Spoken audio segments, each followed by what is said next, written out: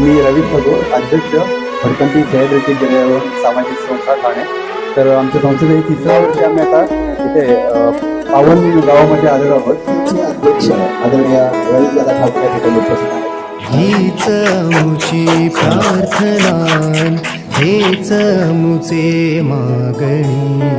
हीच मुची प्रार्थना, हेच मुचे मागणी.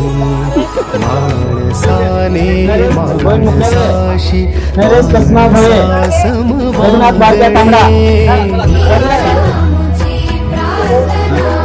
विजय जानेवार वसंत गणपती